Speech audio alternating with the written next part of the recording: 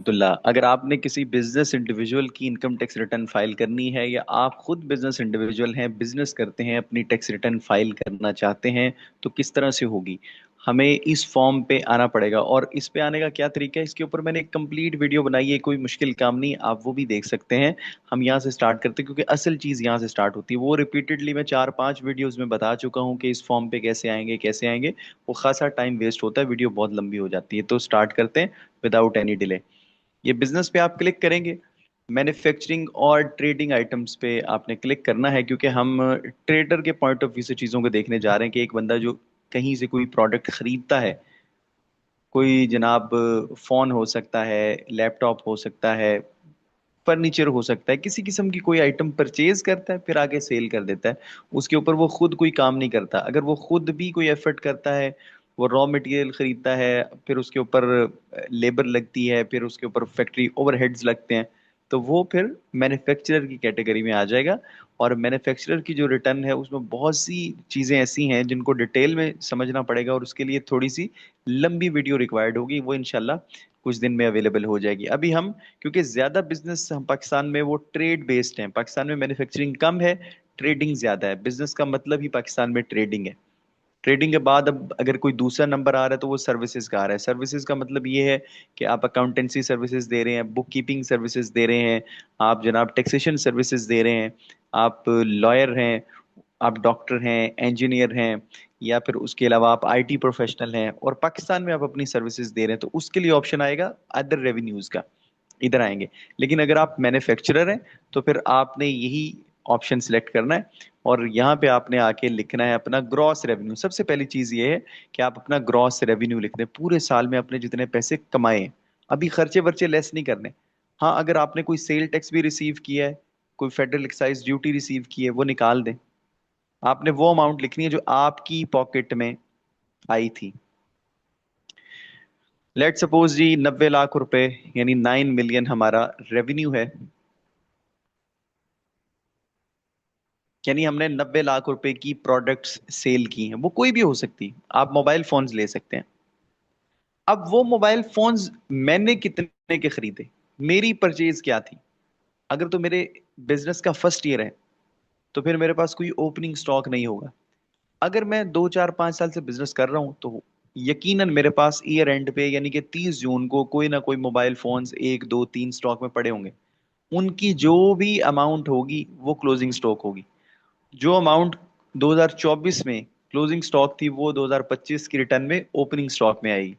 वो 2 लाख रुपए का स्टॉक था, 3 का था। लेकिन मैं एज्यूम कर रहा हूँ हमारा फर्स्ट ईयर है। अगर फर्स्ट ईयर ना हो तो आपने ओपनिंग स्टॉक लिखना है जो आपने पिछली रिटर्न में क्लोजिंग में दिखाया था। मैं इस दफा क्लोजिंग दिखा देता हूँ, आपको समझ आ जाएगी। अब ये 90 लाख के जो आपने फोन्स बेचे ना, एग्जैक्टली इन फोन्स की हमने कॉस्ट रिपोर्ट करनी है। वो कैसे होगी? लेट सपोज जी 50 लाख रुपए हमारी, 50 कर दें, 55 कर दें, थोड़ा सा बढ़ा लेते हैं, 5.5 मिलियन हमारी परचेज प्राइस थी उन्हीं फोन्स की, जिनकी हमने सेल दिखाई है। ये सेल है, पूरे साल की सेल है, ये पूरे साल की परचेज है। अब पीछे हमारे पास क्या बचता है? हमारे पास बचता है जी 35 लाख, यानी हमारी इनकम है 35 लाख रुपए। इसको कॉस्ट ऑफ सेल्स भी कहते हैं, ये जो आपने परचेज दिखाई है ना। लेकिन कॉस्ट ऑफ सेल्स जो कंप्लीट होती है वो opening stock plus net purchases minus closing stock.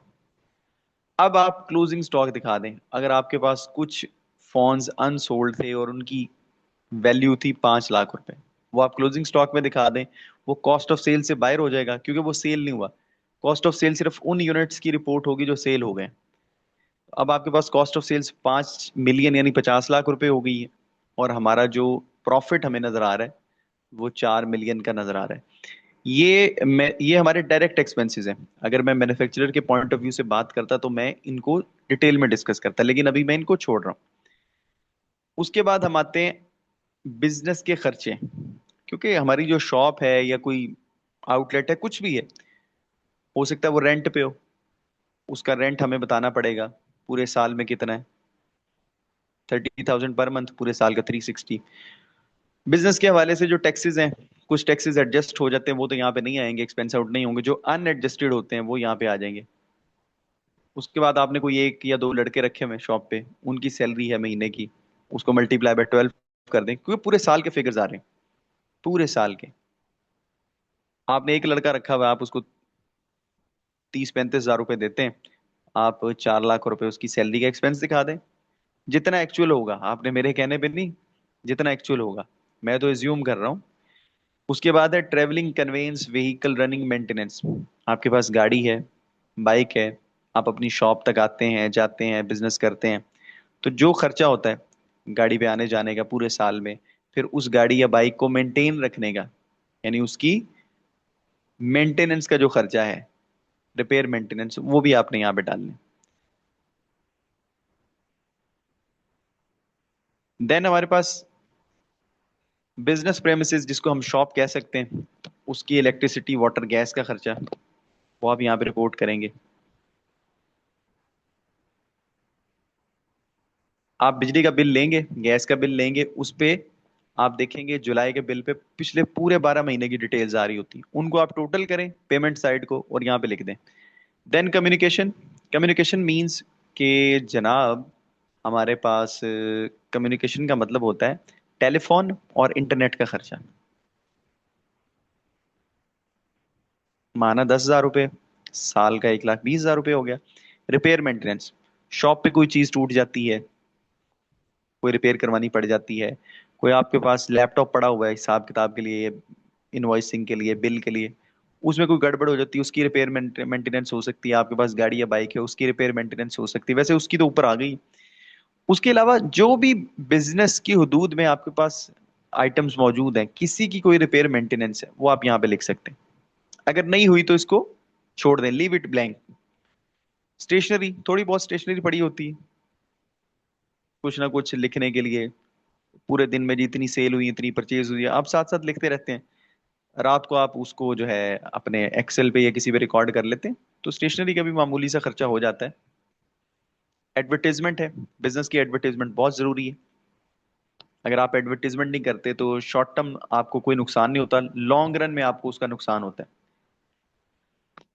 यकीनन आपने खर्चा किया होगा, कोई सोशल मीडिया एडवर्टीजमेंट आप करते हैं, उसके अलावा रोड्स पे आपके बैनर्स वगैरह या कुछ फ्लेक्सेस, जो भी खर्चा है वो यहाँ पे आप दिखाएंगे।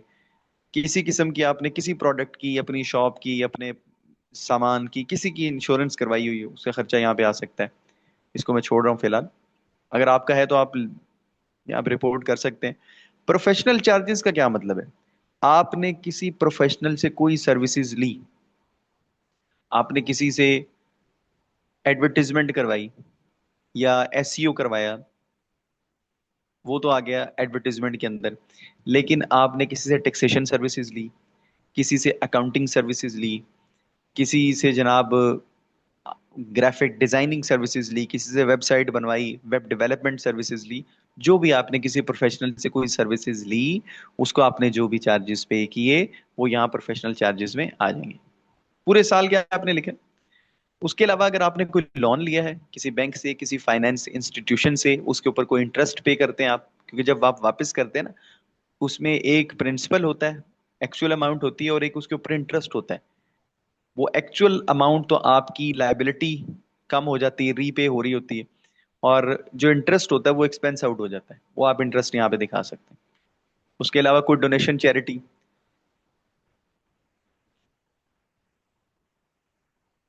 कैलकुलेट करेंगे, कोई ब्रोकरेज कमीशन हो वो भी आप दिखा सकते हैं। फिर आता है अदर इनडायरेक्ट एक्सपेंसेस का ऑप्शन, यहाँ पे हम लिख देते हैं जी लेट सपोज 3 लाख रुपए। इसके अलावा मतलब जो आपको ऊपर समझ नहीं आया, वो आप समझते हैं कि इनडायरेक्ट अदर में आना चाहिए, वो अदर में लिख दें। कुछ लोग क्या करते हैं, टोटल करके अदर में लिख देते हैं, लेकिन वो रिकमेंडेड नहीं है, वो तरीका गलत है। आप ये सारा रिपोर्ट करें और फिर अदर्स में आके लिखें। चलें, अदर्स में हम थोड़ा सा बढ़ा रहे हैं ताकि जरा राउंड फिगर आ जाए हमारे पास।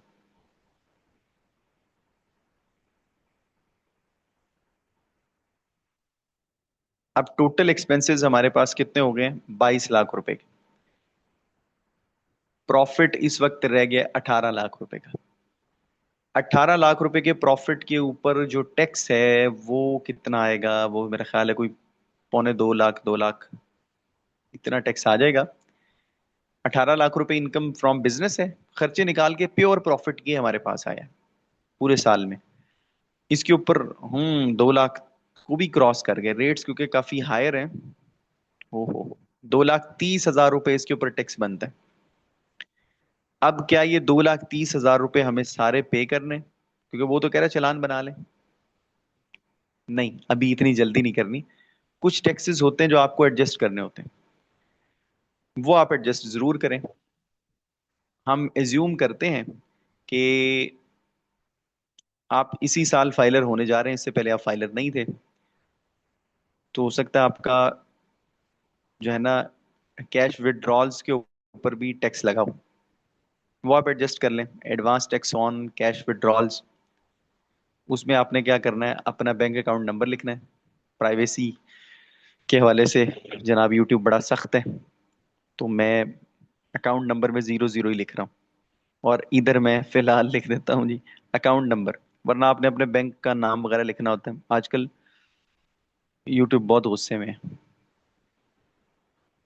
जितनी अमाउंट आपने निकलवाई साल में, साल भर में, उसके ऊपर 0.06 कितना बनेगा, 12,000 रुपये बनेगा, if I am not wrong. Figure लिखने में गलती हो जाए कोई मसला नहीं, आपने कैलकुलेट करके आपको तो जो है वो डिटेल्स मिल जाएंगी, आप अपनी बैंक स्टेटमेंट से भी देख सकते हैं।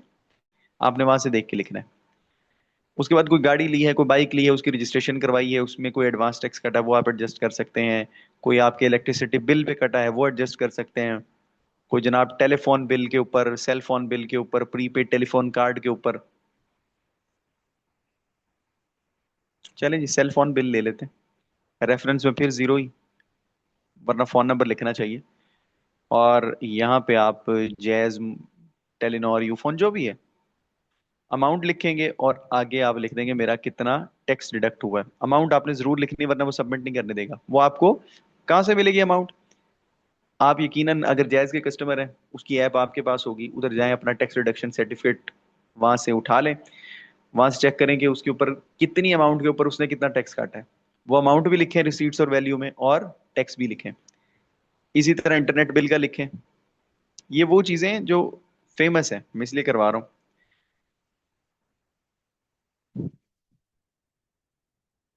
इंटरनेट प्रोवाइडिंग जो कंपनी है, जो ग्रुप है, वो आप लिखें।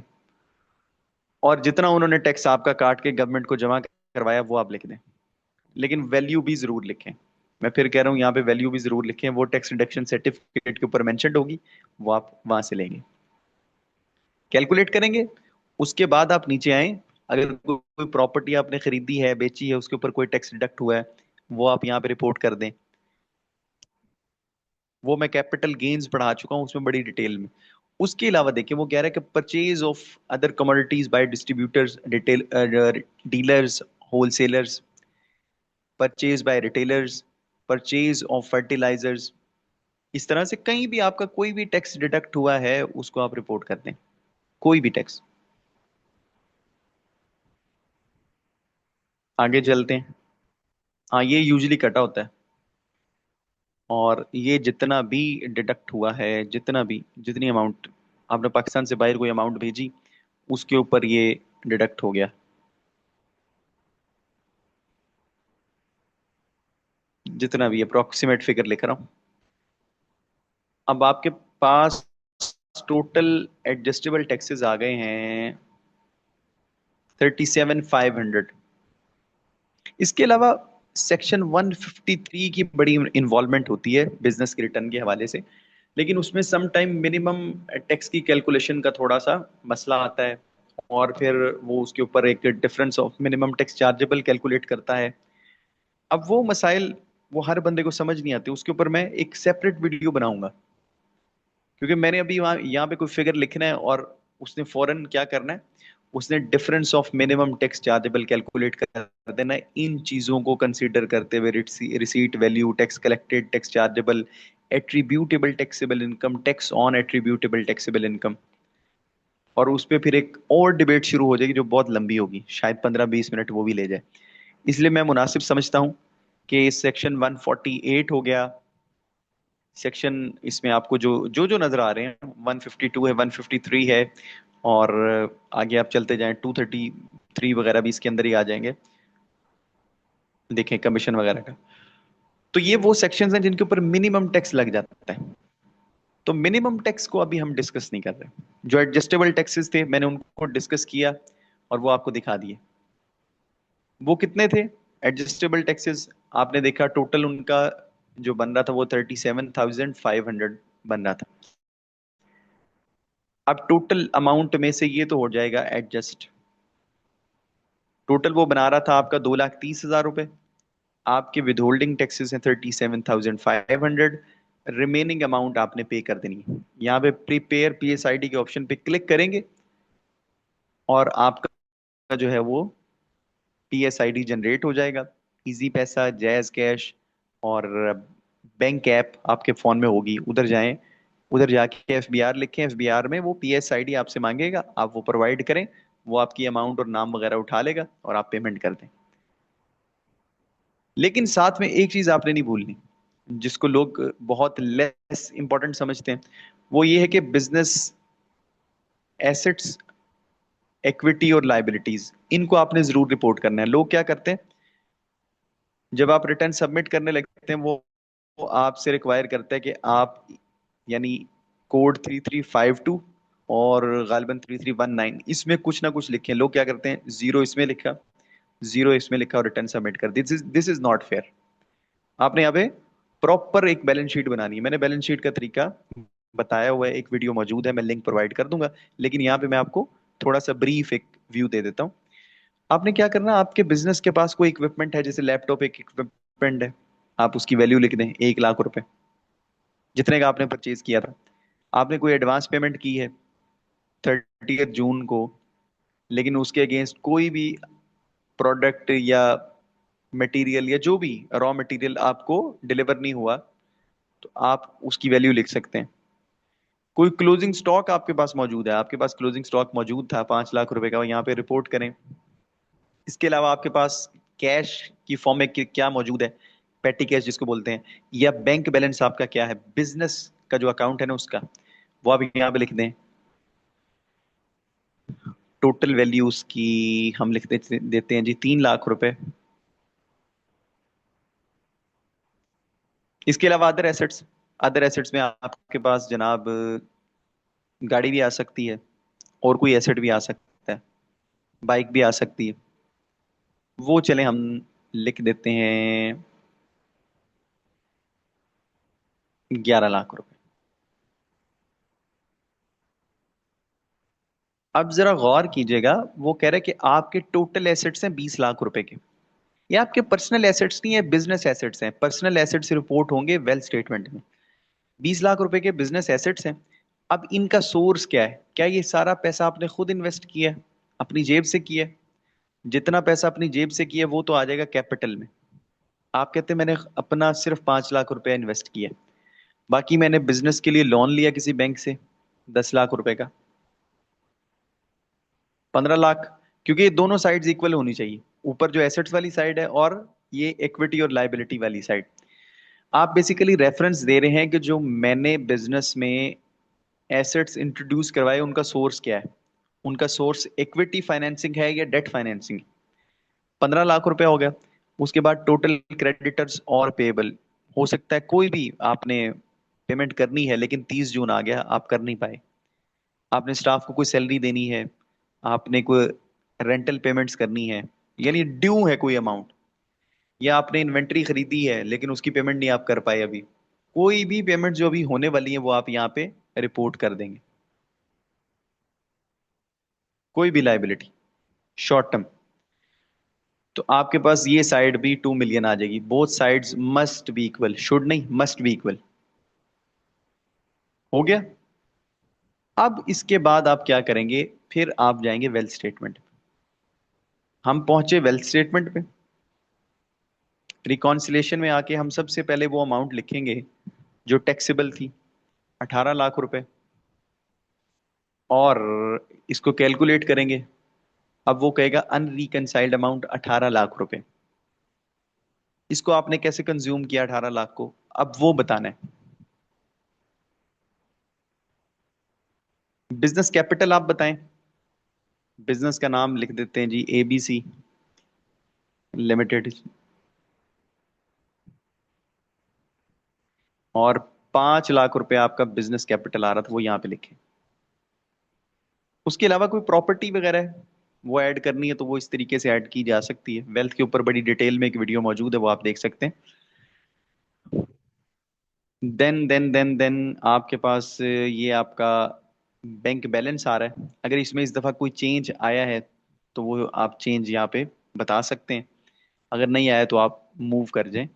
फिर आपके पास मोटर व्हीकल, नॉन बिजनेस, देखिए तमाम चीजों के आगे नॉन बिजनेस लिखा हुआ है, यहाँ पे भी लिखा है पर्सनल पर्सनल, और यहाँ पे नॉन बिजनेस उसने मेंशन किया हुआ है हर चीज के आगे। क्योंकि बिजनेस से रिलेटेड एसेट्स और लायबिलिटीज हमने वहां पे बैलेंस शीट में रिपोर्ट कर दी हैं। अब ये आपके घरेलू साजो सामान है, इसमें कोई चेंज आया है, आप कहते हैं हमने कुछ मजीद चीजें खरीदी हैं और इसका बैलेंस अब 12 लाख रुपए हो गया, कैलकुलेट कर दें। उसके अलावा आप समझते हैं कि कोई चेंज नहीं आया, रिकंसिलेशन पे दोबारा आते हैं और यहाँ पे आके हम देखते हैं कि हमारे जो नेट एसेट्स पिछले साल 95,75,000 के थे, इस दफा वो 1 करोड़ से ऊपर निकल गए। यानी हमारे एसेट्स में इंक्रीज आया 8,50,000 रुपए का। टोटल हमने पैसे कमाए थे 18 लाख रुपए। इनमें से जो बाकी बचे वो हमने यकीनन खर्च कर लिए होंगे। वो हमारे जाती एक्सपेंसेस, पर्सनल एक्सपेंसेस हैं, 950,000। 950,000 के हमारे पर्सनल एक्सपेंसेस हैं। अगर वेल्थ के हवाले से कोई कंफ्यूजन हो तो आप एक फुल फ्लेज वीडियो है, मेरा ख्याल है 18-20 मिनट की, वो देख सकते हैं। 950 जब आप ये रिपोर्ट करेंगे, रिकॉन्सिलेशन पे वापस आएंगे तो आप देखेंगे कि यहाँ पे जीरो हो चुका है। और ये जीरो जब तक नहीं होगा रिटर्न सबमिट नहीं होगी। ये जीरो हो गया, आपने सारे काम कर लिए। फिर आपको क्या करना है, एट्रीब्यूट्स में जाना है और जो आपका बिजनेस है वो आप सिलेक्ट करें। ट्रेडर, आप किस चीज के ट्रेडर हैं? जिस चीज के आप ट्रेडर हैं वो कर लें। अगर आपको अपनी कैटेगरी नहीं मिलती तो आप ट्रेडर अदर्स कर लें। ये करके आपने जनाब वेरिफिकेशन करनी है। सेव करके वेरिफिकेशन करें और इसको सबमिट कर दें। फिर इसमें कोई सवाल हो, कुछ मुश्किल हो, कुछ उलझन हो, तो फिर उस उलझन को सुलझाने के लिए हम हैं। आप हमसे कमेंट्स में पूछें, इंशाल्लाह आपको रिस्पॉन्स दिया जाएगा।